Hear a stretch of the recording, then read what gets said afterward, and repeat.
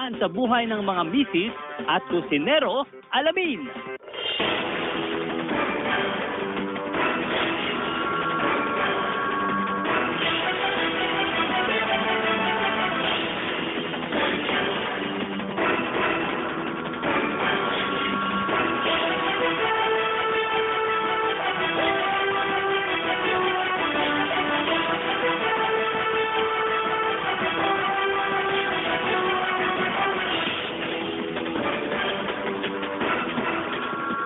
Magandang hapon, Hilaga at Gitnang Luzon.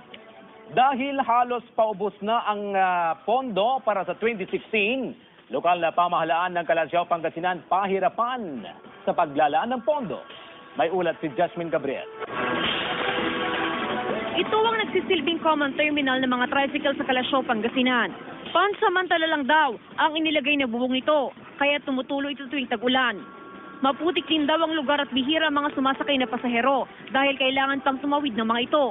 Kaya ang ibang mga tricycle driver, kanya-kanyang hanap ng pwesto para kumita. Yung mga paseros, ma'am, hindi na pumupunta rito. Doon na lang po sa kabila.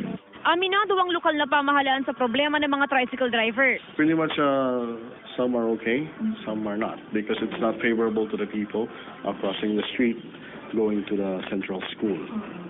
And it would cause a lot of traffic and some accidents therefore. Kapos daw sa pondo ang bayan, kaya hindi makakilos ang lokal na pamahalaan para masimulan ang mga proyektong pang-infrastruktura at agrikultura. As per the record, we have 16 million remaining left on the budget, but 10 million will go to the arrears of the previous administration, which was loaned. Paliwanag ng budget officer ng bayan, dapat kalahati ng 20% development fund ang dadatnan ng bagong upong alkalde. Ang problema, bago matapos ang ikalawang quarter ng taon, inihabol na pinondohan na nagdaang administrasyon ang mga nauna ng proyekto ng bayan. Supposed to be, may iwan kay mayor na, kalahati. Pero more than kalahati naman yun. Kaya lang, ang problema lang naman yung iwan talaga yung standard amortization po. So Kasi medyo, yung mga project na iba, medyo nauna yung mga project na kasi nagsisan na kasi ng maaga yung iba. 6 na milyong piso na lang ang ibabudget ng alkalde na gagamitin pa sa natitirang 6 na buwan ngayong taon. We can only make plans. We have to make medyo tipid-tipid tayo ng konti. Jasmine Gabriel naghahatid ng Balitang Amyanan. Kaugnay ng balitang yan, may karagdagang detalye live si Joan Puso. Joan. CJ, sa kabuuan daw ay aabot sa 200 million pesos ang pondo ng lokal na pamahalaan ngayong 2016. Mula nga yan sa Internal Revenue Allotment o IRA. Sa nasabing 200 million pesos, 20% dito ang nakalaan sa Mayor's Office para sa Development Fund para nga sa mga proyekto at programa ng alkalde. Ang problema, 16 million pesos na lamang ang nakasave nga doon sa Development Fund. At sa 16 million pesos na yon, yung 10 million pesos ay gagamitin pa raw o inilaan pa raw sa mga utang na pambayad nga noong nakaraang administrasyon. So technically, 6 million pesos na lamang umano ang nakalaan sa Development Fund para sa mayor's programs and projects na gagamitin nga sa loob ng 6 na buwan. Pero ayon na rin sa Budget Office, sakali man daw na merong mga priority projects, ay pwede naman daw magkaroon ng realignment sa savings nga ng lokal na pamahalaan. Sa last quarter pa ng taon, CJ, nga magkakaroon ng budget hearing dito sa lokal na pamahalaan para naman sa budget sa susunod nga na taon. Yan muna ang latest. Balik sa iyo, CJ. Maraming salamat, Joan Ponsoy. Sa ibang balita, high-value drug personality sa Pangasinan nasa kote sa Calasiao. Nagka-alerto si Jasmine Gabriel. Arestado si sinagawang buy-bust operation ng Calasiao PNP, PDEA Region 1 at Pangasinan PPO ang itinuturing na high-value drug personality ng probinsya na si Dennis Gavino, tubong San Leonardo, Nueva Ecija. Kilala umanong supplier ng shabu sa Nueva Ecija ang suspect at sa Pangasinan niya kinukuha ang supply ng droga. Pag sinabi nating high value target, ito na po yung ang operation niya is labas na ng munisipyo, labas na ng ating probinsya. Actually, lumabas ito ng region dahil Nueva Ecija yung pinupuntahan na kanyang produkto. Nakuha kay Gavino ang 5 sachet ng hinihinalang shabu, caliber 45 na baril at 130,000 pesos na pera na hinihinalang pinagbentahan ng illegal na droga. may baril na dalang sospek, pero hindi ito nalaban sa mga otoridad. Tumanggi nang humarap sa kamera at magbigay ng pahayag ang sospek. Malakas magdula. Ang kanyang mga produkto ay nakakarating sa iba't ibang bayan dito sa Pangasinan. Arestado rin ang top 7 drug personality sa San Jacinto, Pangasinan na si Geraldine Ilasus. Nakuha sa kustudiya nito ang 4 na sachet ng hinihinalang shabu at iba't ibang drug paraphernalia. Inihahanda ng kasong isasampa laban dito. Jasmine Gabriel naghahatid ng Balitang Amyanan. Latest sa presyo ng mga pangunahing bilihin, madali nang malalaman sa tulong ng Android application na e-presyo. Good news sa ni Claire Lacanilaw.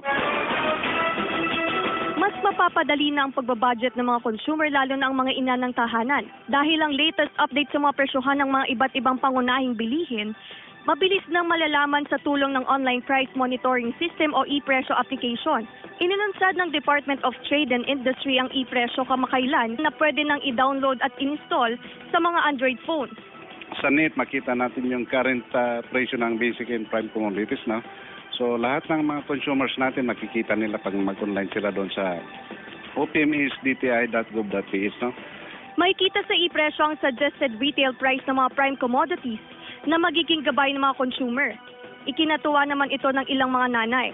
Accessible daw ito dahil naka-install na ito sa kanilang Android phones. Kasi malalaman namin kung ano ang mangyayari sa mga ibang presyo na okay yun, ma'am. Mas okay. At least hindi naman na over, di ba? Okay lang. Bukod sa online application, maaari ring i-access ang website ng Department of Trade and Industry para malaman ang presyohan ng mga pangunahing bilihin. Claire Lacanilaw, nag-aatid ng Balitang Amyanan.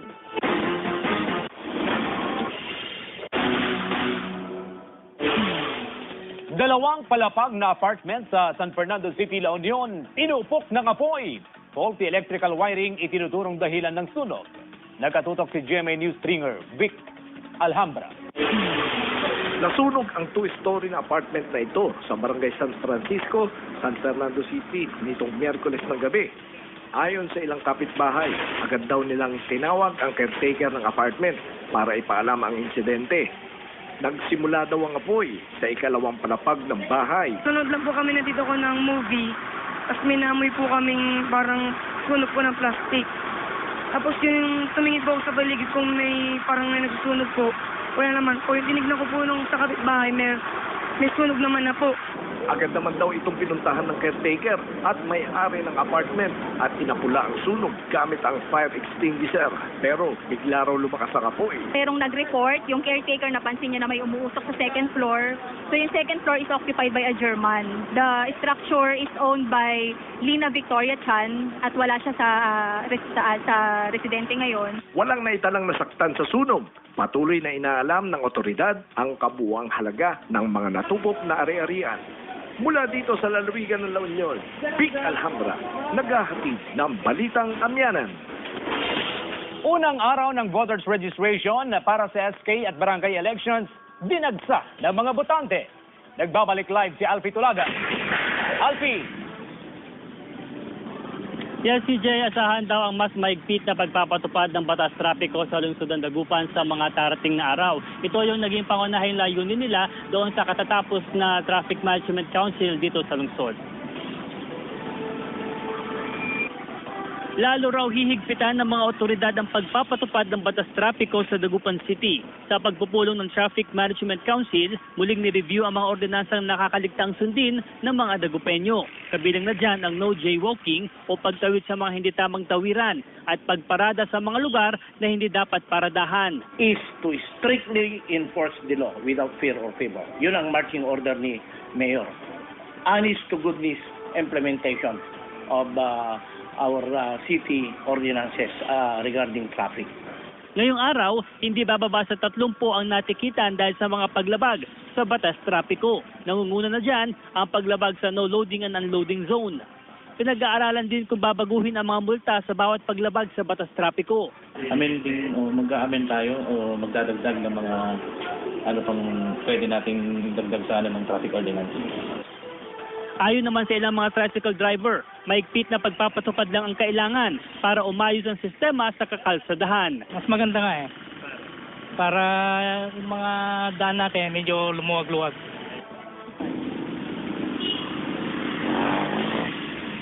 CJ, paalala doon sa mga 10-wheeler truck na bawal dumaan sa main thoroughfares ng Dagupan City mula alas 6 ng umaga hanggang alas 9 ng gabi. Para naman doon sa parking area, bawal din mag-park doon sa may Arellano Street sa right side nito kung patungo kang Bunuan, Dagupan City. Ang paglabag sa mga unloading at unloading zone naman ay may kasumbas na 100 pesos na penalty at tataas pa yan depende kung ilang beses at kung anong uri ng violation yung ginawa ng isang violator. Nanawagan naman ang otoridad na gawin din ng publiko yung kanilang tungkulin para naman sa mas progresibo at madisiplinadong mamamayang Dagupenyo. CJ? Maraming salamat, Alfie Tulagan. Inaabangan na ng taong bayan ang kauna-unahang SONA ni Presidente Rodrigo Duterte sa darating na Lunes yan. At isa sa mga kahilingan ng mga Pangasinense, ang mabilis na transaksyon sa mga ahensya ng gobyerno. May ulat si Jasmine Gabriel. Maaga pa lang nakapila na si Mang Rodrigo at Aling Alegria sa Philippine Statistics Office sa Kalasyaw, Pangasinan para kumuha ng birth certificate. Galing pa sila sa Alaminos City at Villasis. Hiling lang nila na sana'y rito ipatupad sa mga tanggapan ng gobyerno ang mabilis na pagproseso ng mga dokumentong kanilang kailangan. Tuloy-tuloy niya lang, mga mahihirap din, matulungan niya palagi. Katulad na hirap din. Yung importante na mabilis ang transaksyon kasi maraming trabaho sa bahay po. Estudyante naman sa Maynila, si Hazel Joy. Araw-araw daw niyang binubunong matinding traffic. Bagay na nais niyang matugunan ng Administrasyong Duterte. Minsan yung mga ganun po. Tapos sobrang init po sa sobrang dami ng tao.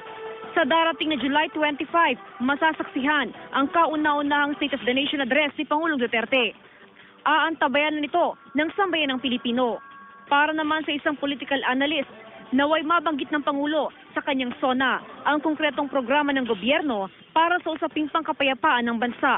Ang plano niyang isulong ang federalism kasi nakikita kasi niya na nararapat ng marisolba ang matagal ng alitan or conflict sa southern part ng ng ating bansa, no?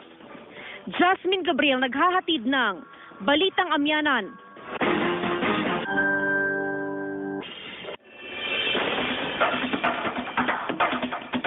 Halos 800 drug personalities sumuko sa Urdaneta City na isa sa itinuturing na drug-infested city sa Pangasinan. Claire Lacanilaw, pasok! Pagbabagong buhay at pagtalikod sa iligal na gawain, ito ang sama-samang sinumpaan ng halos 800 drug personalities na sumuko sa Urdaneta City. Ang isinagawang mass surrender ay kaugnay pa rin ng malawakang kampanya ng PNP at gobyerno kontra iligal na droga. Ang Urdaneta is one of them na may yung mga number of barangays ng affectation it's quite a number. Sinaksihan ng mga opisyal ng barangay, lokal na pamahalaan, PNP at PDEA ang panunumpa ng daan-daang drug personalities. We'll coordinate with the PDEA kung anong magandang gawin from the national government, kung anong may tutulong natin sa kanila. But we're happy na they surrender because they want to be citizen din sila ng ating bansa. Binigyang diin ng PDEA na malilinis lang ang pangalan ng mga kasama sa drugs watch list kung nakapasa sila sa 6 na buwang monitoring ng PNP. 1 taon naman para sa mga kabilang sa target list. Aside from yung mga ginagawa namin sa supply reduction, which is yung operation against itong mga high value targets, saka yung mga syndicated itong mga drug syndicates. Samantala, pinag-aaralan na ng otoridad ang pagbuo ng organisasyong tututok sa pagsugpo ng iligal na droga, maging ang livelihood programs na ibibigay sa mga sumukong drug personality. Claire Lacanilaw, nag-aatid ng Balitang Amyanan. Balikan na natin ang balita kaugnay sa unang araw ng voters registration para sa SK at barangay election. Dinagsa ng mga botante. Sundan sa report. Dinagsa ang opisina ng Commission on Elections sa Dagupan City sa unang araw ng registration ng mga lalahok sa Sangguniang Kabataan at Barangay Election. Kahit Biyernes, naisingit na ilang mga estudyante ang pagpaparehistro dahil wala raw silang pasok ngayong araw. Excited na rin daw silang bumoto. Yung andali-dali lang po.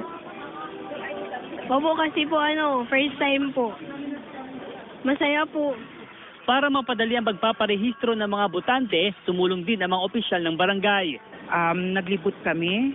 At the same time, nagpa-xerox na kami ng registration form, nagbigay na para pagdating dito, okay na lahat. Biometrics na rin ang gamit sa mga bagong botante. Bukas hanggang Sabado at Linggo ang mga opisina ng COMELEC para sa registration hanggang July 30. Ang maraming pumupunta ngayon is yung mga hindi nakapagpa-biometrics before the May 9, 2016 elections. So sila yung naasahan natin na dadagsa din, yung mga failure to validate. Magdala lang ng kopya ng birth certificate at ID ang mga nais magparehistro. Nakatakda ang SK at barangay election sa October 31. Hinihiling natin na gawin na nila ngayon, huwag nang hintayin yung last day na naman na July 30. Alfie Tulagan naghahatid ng Balitang Amyanan. Proyektong negosyo center ng DTI dadalhin na sa bawat munisipyo sa Pangasinan. Narito ang good news. Hindi na kinakailangan pang magtungo sa tanggapan ng Department of Trade and Industry o DTI sa Dagupan City ang mga residente sa Western Pangasinan. Binuksan na kasi ang negosyo center sa munisipyo ng Lingayen para doon na lang iproseso ang registration at renewal ng business permit. Convenient, efficient, and effective po time. Kasi pag pupunta pa po silang Dagupan, medyo time consuming, tas medyo magastos po sa pamasahe. Magsisilbi rin itong information center sa mga negosyante na nangangailangan ng financial assistance at training sa pagnenegosyo. Sa tala ng DTI, 4 na munisipyo pa lang sa probinsya ng Pangasinan ang merong negosyo center. Kabilang dito ang Alaminos City, Rosales, Mangaldan at Lingayen. Tugon daw ito sa mas mabilis na pagproseso ng dokumento sa mga tanggapan ng gobyerno. Kabilang sa magiginhawaan sa pagproseso ng renewal ng business permit ang may-ari ng parlor shop na si Aling Delfina Angeles. Para hindi maabala sa Dagupan kasi pila kasi sa Dagupan eh. Yun lang, at least komportable pag dito sa Lingayen. Sa ngayon, pinapalawig pa umano ng DTI ang pagkakaroon ng mga negosyo center sa iba pang bayan sa probinsya. Joan Punsoy naghahatid ng Balitang Amyanan. Anunsyo publiko muna tayo, mga kapuso. Kalasyaw at Santa Barbara, Pangasinan bukas, July 16. Apektado ng 9 na oras na kawalan ng supply ng kuryente ang mga barangay ng Dalonge, Poblacion Sur, Poblacion Norte at ilang bahagi ng Manindig sa Santa Barbara. Tig sa 10 minutong power interruption ang mararanasan sa ilang barangay sa Kalasyaw gaya ng San Miguel, Buad, Ampunao at Kabilukaan. Ganon din sa Tulyao, Alibago, Malanay at Gagasangin na sakop ng Santa Barbara. Magkakahiwalay na kawalan ng supply ng kuryente ang mararanasan sa ilang bahagi ng Eastern Pangasinan bukas, July 16. 10 oras na power interruption sa buong bayan ng Tayug at Natividad, Pangasinan, maliban sa mga lugar na nasa inyong TV screen. Ito'y mula alas 5 ng umaga hanggang alas 3 ng hapon. 5 oras naman na walang kuryente sa ilang bahagi ng Binalonan at Lawak mula alas 7 ng umaga hanggang alas 12 ng tanghali. Apektado naman ang 4 na power interruption ng ilang bahagi ng Asingan. At yan ang mga balitang hatid ng tropa ng katotohanan. Maraming salamat sa inyong pagtitiwala. Kasama si Faye Centeno, ako po si CJ Torida. At ito ang Balitang Amyanan.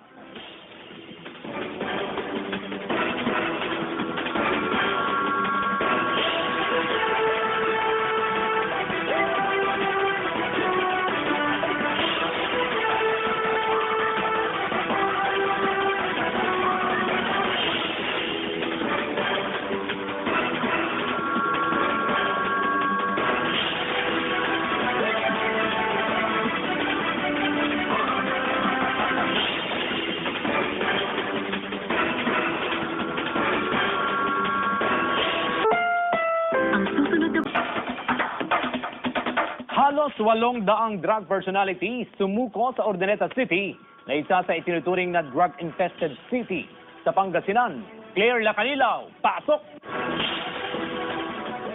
Pagbabagong buhay at pagtalikod sa iligal na gawain, ito ang sama-samang sinumpaan ng halos 800 drug personalities na sumuko sa Urdaneta City.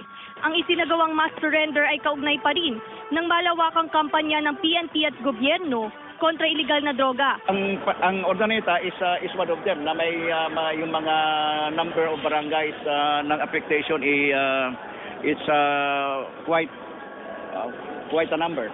Sinaksihan ng mga opisyal ng barangay, lokal na pamahalaan, PNP at PDEA ang panunumpa ng daan-daang drug personalities.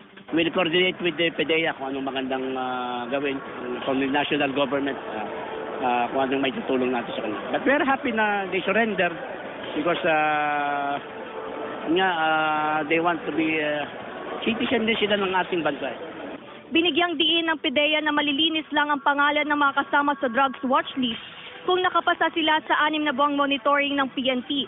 1 taon naman para sa mga kabilang sa target list. Aside from yung mga ginagawa namin sa supply reduction, which is yung operation against itong mga high value targets, saka yung mga syndicated itong mga drug syndicates. Samantala, pinag-aaralan na ng otoridad ang pagbuo ng organisasyong tututok sa pagsugpo ng iligal na droga, maging ang livelihood programs na ibibigay sa mga sumukong drug personality. Claire Lacanilaw, nag-aatid ng Balitang Amyanan. Balikan na natin ang balita kaugnay sa unang araw ng voters registration para sa SK at barangay election. Dinagsa ng mga botante. Sundan sa report. Dinagsa ang opisina ng Commission on Elections sa Dagupan City sa unang araw ng registration ng mga lalahok sa Sangguniang Kabataan at barangay election. Kahit Biyernes, naisingit na ilang mga estudyante ang pagpaparehistro dahil wala raw silang pasok ngayong araw. Excited na rin daw silang bumoto. Yung andali-dali lang po. Opo, kasi po first time po. Masaya po. Para mapadali ang pagpaparehistro ng mga botante, tumulong din ang mga opisyal ng barangay. Naglibot kami. At the same time, nagpa-xerox na kami ng registration form. Nagbigay na para pagdating dito, okay na lahat. Biometrics na rin ang gamit sa mga bagong botante. Bukas hanggang Sabado at Linggo ang mga opisina ng COMELEC para sa registration hanggang July 30. Ang maraming pumupunta ngayon gusto niya yung mga hindi nakapagpa-biometrics before the May 9, 2016 elections. So sila yung naasahan natin na dadagsa din, yung mga failure to validate. Magdala lang ng kopya ng birth certificate at ID ang mga nais magparehistro. Nakatakda ang SK at barangay election sa October 31. Hinihiling natin na gawin na nila ngayon. Huwag nang hintaw, hindi bababa sa 30 ang natikitan dahil sa mga paglabag sa batas trapiko. Nangunguna na dyan ang paglabag sa no loading and unloading zone. Pinag-aaralan din kung babaguhin ang mga multa sa bawat paglabag sa batas trapiko. Amending o mag-a-amend tayo o magdadagdag ng mga pang pwede nating dagdag sa ng traffic ordinance. Ayon naman sa ilang mga tricycle driver, maigpit na pagpapatupad lang ang kailangan para umayos ang sistema sa kakalsadahan. Mas maganda nga para yung mga daan natin medyo lumuwag-luwag.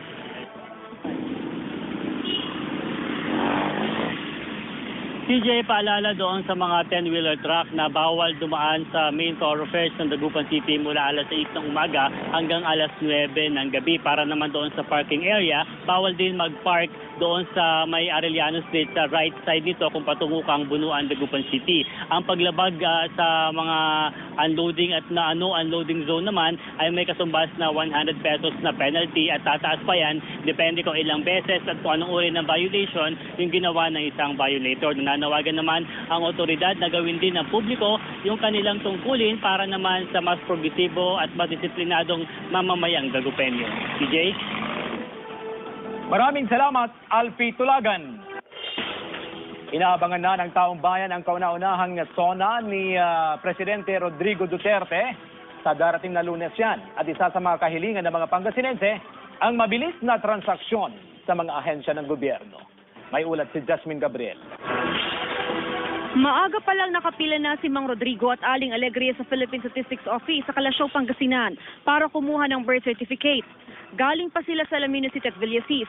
Hiling lang nila na sana ito ipatupad sa mga tanggapan ng gobyerno ang mabilis na pagproseso ng mga dokumentong kanilang kailangan. Tuloy-tuloy niya lang, mahirap din, matulungan niya palagi. Katulad na hirap din kami ito. Importante na mabilis ang transaksyon kasi maraming trabaho sa bahay po. Estudyante naman sa Maynila, si Hazel Joy, araw-araw daw niyang binubuno ang matinding traffic. Bagay na nais niyang matugunan ng Administrasyong Duterte. Minsan yung mga ganun po. Tapos sobrang init po sa sobrang dami ng tao.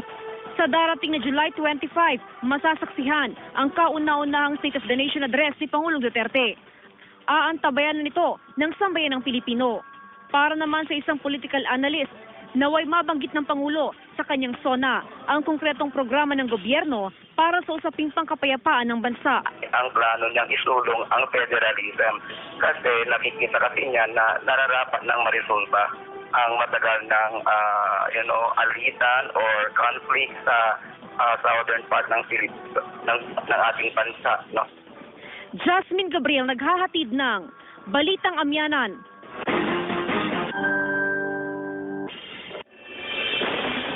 Team is dti.gov.ph, no? Makikita sa e-presyo ang suggested retail price ng mga prime commodities na magiging gabay ng mga consumer. Ikinatuwa naman ito ng ilang mga nanay. Accessible daw ito dahil naka-install na ito sa kanilang Android phones. Kasi malalaman namin kung ano ang mangyayari sa mga ibang presyo na okay yun, ma'am. Mas okay. At least hindi naman na over, di ba? Okay lang. Bukod sa online application, maaari ring i-access ang website ng Department of Trade and Industry para malaman ang presyohan ng mga pangunahing bilihin. Claire Lacanilaw, nag-aatid ng Balitang Amyanan.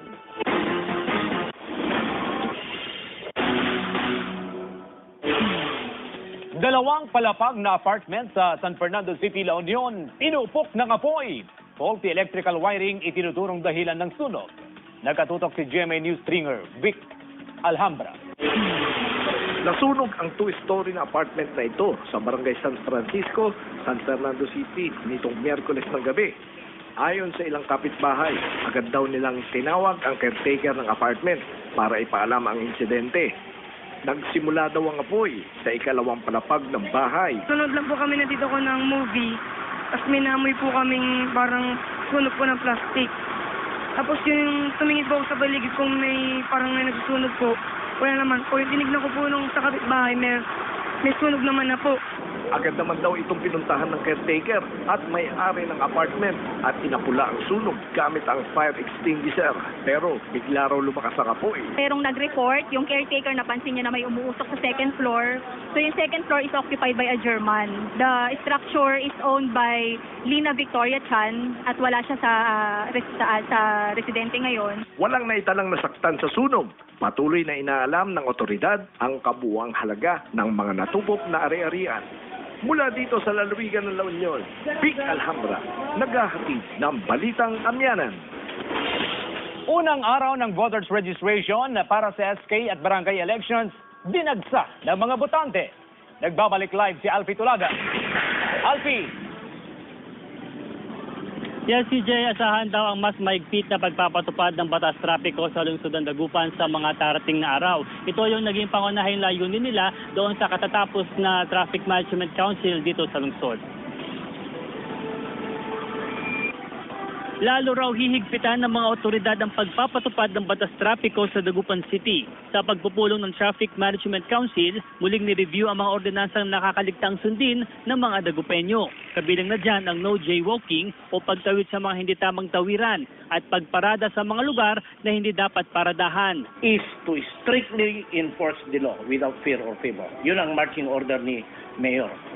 Honest to goodness implementation of our city ordinances regarding traffic. Ngayong araw, Fund para nga sa mga proyekto at programa ng alkalde. Ang problema, 16 million pesos na lamang ang nakasave nga doon sa development fund. At sa 16 million pesos na yon, yung 10 million pesos ay gagamitin pa raw o inilaan pa raw sa mga utang na pambayad nga noong nakaraang administrasyon. So technically, 6 million pesos na lamang umano ang nakalaan sa development fund para sa mayor's programs and projects na gagamitin nga sa loob ng 6 na buwan. Pero ayon na rin sa budget office, sakali man daw na merong nga mga priority projects, ay pwede naman daw magkaroon ng realignment sa savings nga ng lokal na pamahalaan. Sa last quarter pa ng taon, CJ, nga magkakaroon ng budget hearing dito sa lokal na pamahalaan para naman sa budget sa susunod nga na taon. Yan muna ang latest. Balik sa'yo, CJ. Maraming salamat, Joan Ponsoy. Sa ibang balita, high-value drug personality sa Pangasinan nasa kote sa Calasiao. Nagka-alerto si Jasmine Gabriel. Arestado si sinagawang buy-bust operation ng Calasiao PNP, PDEA Region 1 at Pangasinan PPO ang itinuturing na high-value drug personality ng probinsya na si Dennis Gavino, tubong San Leonardo, Nueva Ecija. Kilala umanong supplier ng shabu sa Nueva Ecija ang suspect at sa Pangasinan niya kinukuha ang supply ng droga. Pag sinabi nating high value target, ito na po yung ang operation niya is labas na ng munisipyo, labas na ng ating probinsya. Actually, lumabas ito ng region dahil Nueva Ecija yung pinupuntahan na kanyang produkto. Nakuha kay Gavino ang 5 sachet ng hinihinalang shabu, caliber 45 na baril at 130,000 pesos na pera na hinihinalang pinagbentahan ng illegal na droga. May baril na dalang suspect pero hindi ito nanlaban sa mga otoridad.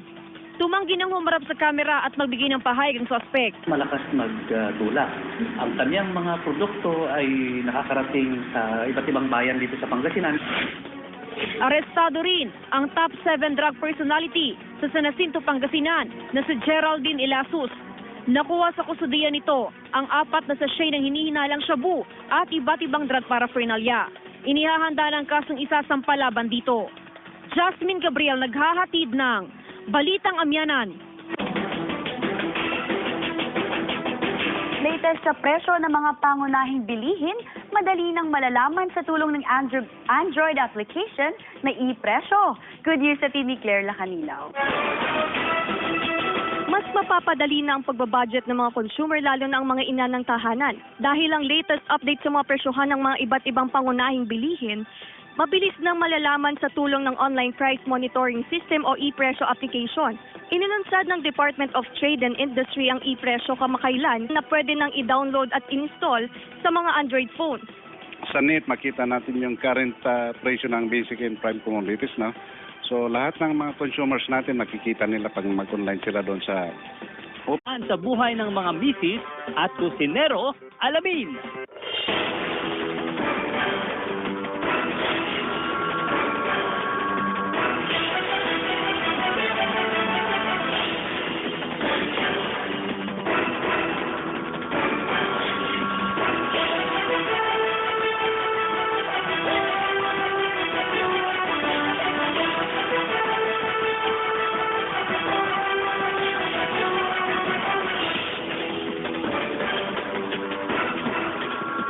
Magandang hapon, Hilaga at Gitnang Luzon. Dahil halos paubos na ang pondo para sa 2016, lokal na pamahalaan ng Calasiao, Pangasinan pahirapan sa paglalaan ng pondo. May ulat si Jasmine Gabriel. Ito ang nagsisilbing common terminal ng mga tricycle sa Calasiao, Pangasinan. Pansamantala lang daw ang inilagay na bubong nito, kaya tumutuloy ito tuwing tag-ulan. Maputik din daw ang lugar at bihira ang mga sumasakay na pasahero dahil kailangan pang tumawid ng mga ito. Kaya ang ibang mga tricycle driver, kanya-kanyang hanap ng pwesto para kumita. Yung mga paseros, ma'am, hindi na pumupunta rito. Doon na lang po sa kabila. Aminado ang lokal na pamahalaan sa problema ng mga tricycle driver. Pretty much some are okay, some are not, because it's not favorable to the people crossing the street going to the central school. And it would cause a lot of traffic and some accidents therefore. Kapos daw sa pondo ang bayan, kaya hindi makakilos ang lokal na pamahalaan para masimulan ang mga proyektong pang-infrastruktura at agrikultura. As for the record, we have 16 million remaining left on the budget, but 10 million will go to the arrears of the previous administration, which was loaned. Paliwanag ng budget officer ng bayan, dapat kalahati ng 20% development fund ang dadatnan ng bagong upong alkalde.